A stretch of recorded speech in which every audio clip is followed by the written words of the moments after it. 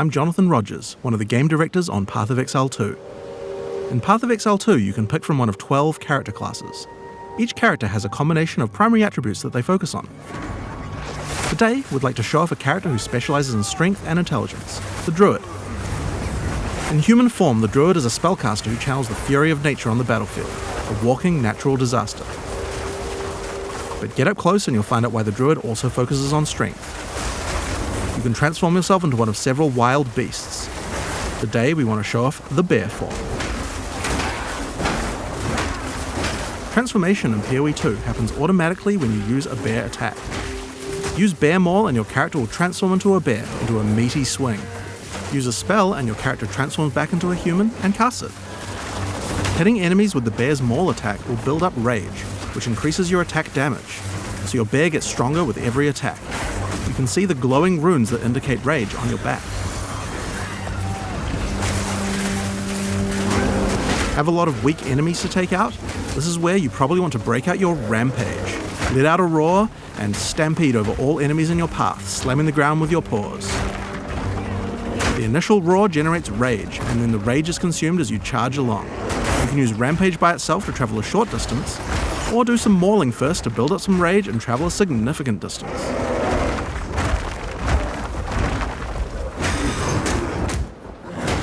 Now, while the bear is big and strong, this isn't a pure strength class. You don't have as much armor as a warrior would have. In order to protect itself from larger packs, you might want to consider a skill like Ferocious Slam. This skill is all about stunning rather than damage, so it's quite useful if you're mobbed by smaller monsters and just need to get out of there. Of course, like any PoE 2 character, you can always use a dodge roll to get out of danger, since the bear is the slowest of the Druid's forms. Making sure the dodge feels reliable and can get you out of any situation is paramount. When you dodge an animal form, your character instantly transforms back with no time penalty, so that you can get out of the way. You can even interrupt a mistimed transformation halfway through. Of course, doing this will mean you pay the slight time cost of having to transform back again, but it's certainly a lot better than dying. Something interesting about the skill is that it's faster to use if you're already standing up. If you're on all fours when you use Furious Slam, then the bear has to stand up first before slamming back down. But use Maul first and the bear will stand up as you swing, which has no time penalty. Then follow up with Furious Slam and your bear will quickly slam down. Much more efficient.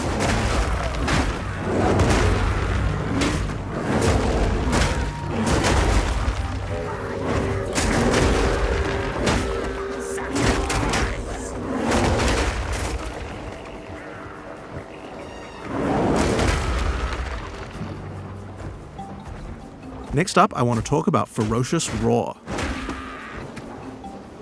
Ferocious Roar is a bear meta skill gem. It allows you to take any Warcry skill that another class like the Warrior might use and allow you to use it as a bear. I'm going to take the Seismic Cry gem and socket it into Ferocious Roar. You can actually socket more than one Warcry and use them all together, but let's just stick to one for now. Seismic Cry pushes enemies back and has some stun chance, but the reason we want to use it is for a mechanic called Exerted Attacks. If there are any heavily stunned enemies in range of the Warcry, then your next slam skill will be powered to do double the number of slams. First, I use Furious Slam to stun these enemies. Next, I follow up with Seismic Cry and get the Exerted Attack, and then I slam again. See how 2 slams triggered?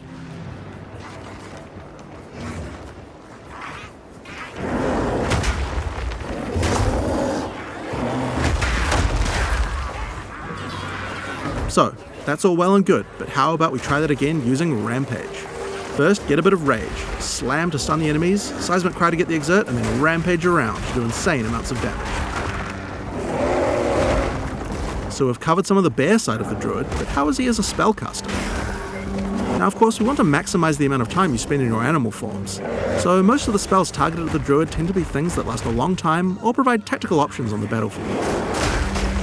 The first and probably simplest of these is Lightning Storm. Cast it on the ground and you get an area where monsters are continuously struck by bolts of lightning. The bolts don't do much damage, but they shock monsters, which is a debuff that increases all damage on them, meaning it's a great spell to use before going in as a bear. So, that's going to increase your damage, but as I mentioned before, the bear form of the Druid could use some defenses as well. The bear in particular is the slowest attacking of the Druid's forms. He hits hard, but if he gets swarmed too much, it will result in your death. That's why Tornado is so useful. Circle walls! Tornado sucks monsters in, allowing you to split up packs and deal with groups separately, or pin monsters in place and set up combos with your other skills. The Tornado doesn't really move big monsters much, so you can actually use it to separate a boss from its minions too. The Druid also has the ability to summon animal companions. This is another really useful defense because wolves can take aggro from you, keeping monsters away. In addition, the wolves howl as they are summoned, putting a temporary debuff on enemies that makes them more vulnerable to critical strikes, and giving you a reason to resummon them in combat. The last Druid spell we're going to talk about today is Volcano. You can cast it quickly like this and it will spawn just a few projectiles. Or you can hold down the button to channel it for longer, which will make it fire a whole bunch of projectiles when it spawns, doing a lot more damage. The Volcano sticks around firing its little projectiles for a long time, so it's another good skill to cast before turning into a bear. Now, the reason you're going to want to turn into a bear after using Volcano is that any slam near the Volcano results in it spewing out even more projectiles.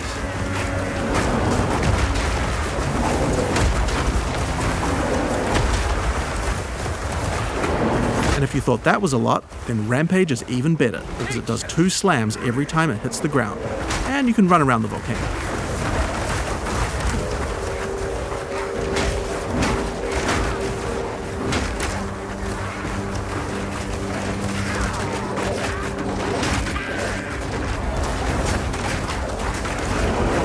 Now, if you've been paying attention, you might have realized that this is going to be extra good with Seismic Cry, which we were using earlier to double the number of slams. So, first we're going to cast Volcano. Then Furious Slam till you stun something, Seismic Cry to get the double slams, then Rampage around while the Volcano spews out a stupid number of projectiles. This combo would have been even better if we'd remembered to cast our Lightning Storm first, but getting time for that seems tricky. It would also have been nice if the monsters were affected by the crit debuff that my wolves do when I first summon them. This is where some meta gems to automate some elements can come in handy. Here's a gem called Cast While Channeling. If we add Lightning Storm to this skill, we can cast it automatically while we channel a Volcano as we set up our combo. Cast While Channeling is an ongoing effect, so enabling the skill will cost us Spirit, which is a new resource in PoE 2 used specifically for these kinds of skills.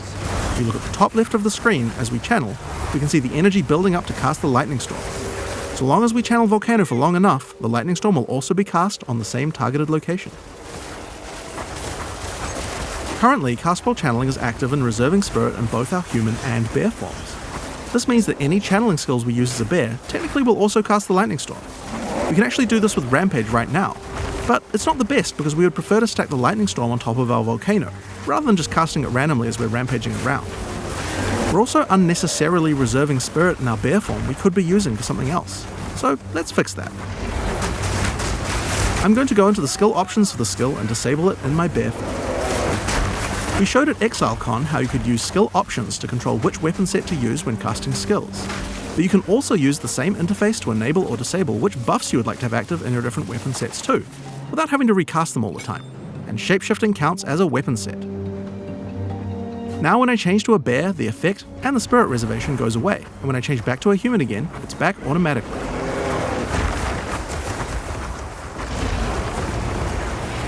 So, now that we have some extra spirit available as a bear, why don't we make our life a little bit easier by automating one of our other skills?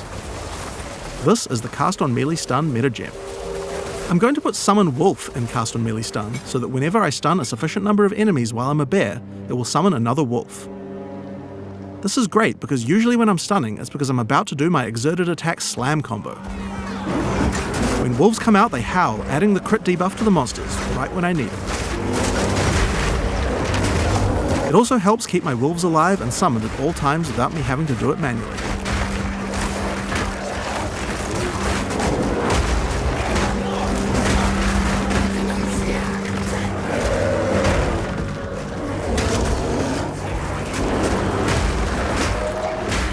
So, last but not least, let's talk about the skill tree. At ExileCon we showed how you could dual spec your character so that different weapons can use different passives.